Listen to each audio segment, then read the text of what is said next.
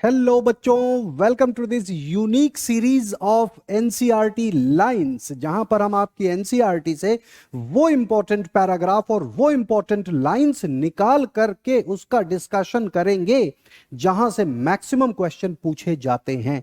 यानी कि वो एरियाज जहां से एग्जामिनर को क्वेश्चन बनाने का मौका मिलता है। तो आइए शुरू करते हैं अपनी इस सीरीज को। इस सीरीज का हमने नाम दिया है एनसीईआरटी लाइन बाय लाइन। क्या है ये series? NCERT, NCERT line by line, line by line. ठीक है, इसमें मैं आपके साथ कोई एक पैराग्राफ, पर्टिकुलर पैराग्राफ उठा करके शेयर करूंगा और वहां से क्या क्वेश्चंस बन सकते हैं इसको देखेंगे। तो आइए चलते हैं।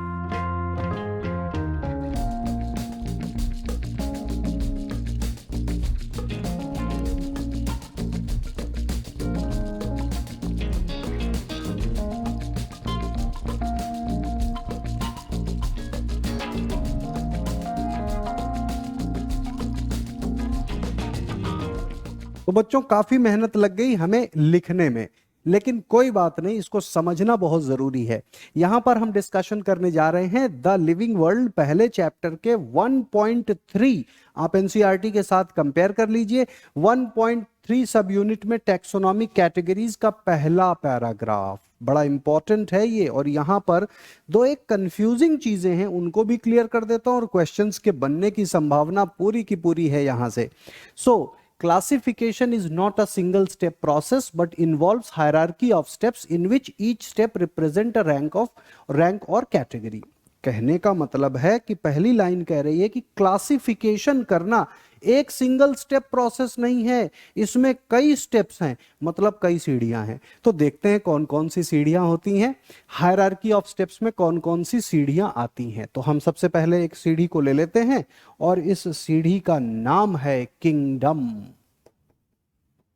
किंगडम सर्वप्रथम आता है हायरार्की ऑफ क्लासिफिकेशन में, टैक्सोनॉमिक कैटेगरी में सबसे हाईएस्ट है किंगडम। किंगडम के बाद आता है फाइलम या डिवीजन, प्लांट में डिवीजन टर्म यूज किया जाता है, एनिमल्स में फाइलम। फिर आता है क्लास, फिर आता है ऑर्डर, देन कम्स फैमिली,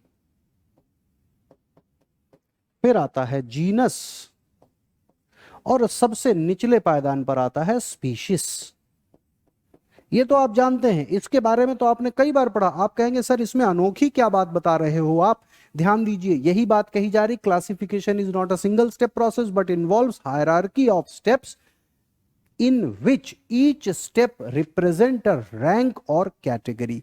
यानी कि ये जो स्टेप्स हैं, ये जो सीढ़ियां हैं, ये एक रैंक या कैटेगरी को रिप्रेजेंट करते हैं। यहां पर एक बात बहुत इंपॉर्टेंट है जो आपको समझाऊंगा, वो ये कि सीढ़ी का होना और सीढ़ी पर कौन खड़ा है, किसी और के खड़े होने का, दोनों बातों में फर्क है। एक तो सीढ़ी हो गई, एक सीढ़ी के ऊपर कौन खड़ा है। तो ये तो सीढ़ियां हैं भाई, क्लासिफिकेशन की सीढ़ियां हैं, एक एक स्टेप्स हैं, सीढ़ियां हैं, कदम हैं, या सीढ़ी कह लो या कदम कह लो। What are these? इनको हम कहते हैं कैटेगरी। यानी कि ये तो हो गई कैटेगरी, कैटेगरी।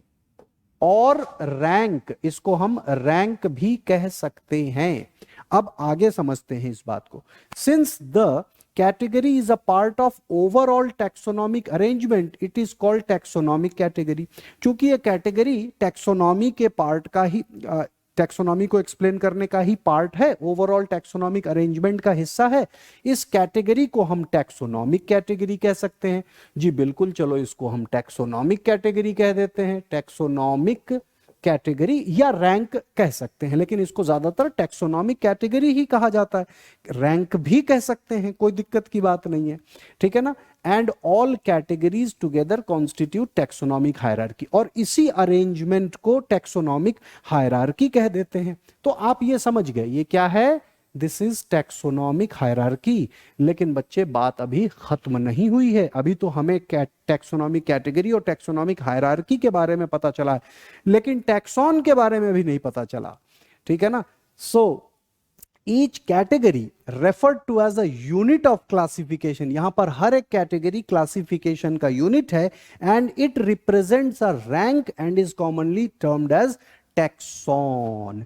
यानी कि ये तो हो गई सीढ़ी, इस सीढ़ी पर जो खड़ा है, सीढ़ी है कैटेगरी, और सीढ़ी पर जो खड़ा है या सीढ़ी जिस चीज को रिप्रेजेंट कर रही है, जिस जीव को रिप्रेजेंट कर रही है, उस जीव का नाम टैक्सॉन हो गया।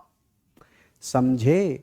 तो अभी थोड़ा कम समझ में आया होगा, अब मैं एकदम से आपको क्लियरली समझाने जा रहा हूं। जैसे सीढ़ी हो गई किंगडम, और उसके ऊपर खड़ा है कौन, वो मान लीजिए हम एनिमेलिया को इस पर खड़ा कर देते हैं, एनिमेलिया। अब आज एनिमेलिया खड़ा है, तो कल प्लांटे भी खड़ा हो सकता है इस सीढ़ी पर, और फिर उसके बाद फंगस भी खड़ा हो सकता है, और प्रोटिस्टा भी खड़ा हो सकता है, और मोनेरा भी खड़ा हो सकता है। समझे? तो इसका मतलब है ये जो किंगडम है ये कैटेगरी हो गया, और एनिमेलिया जो है ये टैक्सॉन हो गया। सीढ़ी कैटेगरी, सीढ़ी पर कौन खड़ा, वो है टैक्सॉन। ठीक इसी तरह से फाइलम या डिवीजन को भी देख लेते हैं। तो फाइलम तो कोई भी फाइलम हो सकता है, लेकिन इस पर्टिकुलर स्टेप पर मान लीजिए हमने कॉर्डेटा को रख दिया, सो कॉर्डेटा इज अ टैक्सॉन। सीढ़ी पर कौन खड़ा है, वो टैक्सॉन है। और सारे दो टैक्सॉन हो गए, प्लूरल हो गया, तो टैक्सा कह सकते हैं। समझ में आई बात? क्लास मान लीजिए हम मैमेलिया ले लेते हैं, क्लास मैमेलिया, ठीक है ना, ले सकते हैं, कोई दिक्कत की बात नहीं है। ऑर्डर कार्निवोरा ले सकते हैं, आपके एनसीईआरटी में दिया हुआ है कार्निवोरा। और फैमिली हम फेलिडे ले सकते हैं, फेलिडे, क्या वैसे तो कोई भी ले सकते हैं। जीनस हम पैंथेरा ले सकते हैं, पैंथेरा। और स्पीशीज हम टिग्रिस ले सकते हैं, टाइगर। ठीक है, तो पैंथेरा, टिग्रिस, जीनस और स्पीशीज एक साइंटिफिक नेम, और ये सारे के सारे टैक्सॉन, और इधर कैटेगरीज। तो ये हो गए कैटेगरी, सीढ़ी है कैटेगरीज, और कैटेगरी पर कौन खड़ा है यानी कि सीढ़ी पर कौन खड़ा है वो है taxon. I think my dear student, अब आप इस कॉन्सेप्ट को बिल्कुल भी नहीं भूलेंगे, और कोई भी क्वेश्चन इसमें से पूछा जाए तो आप उस क्वेश्चन का आंसर कर पाएंगे। That's all.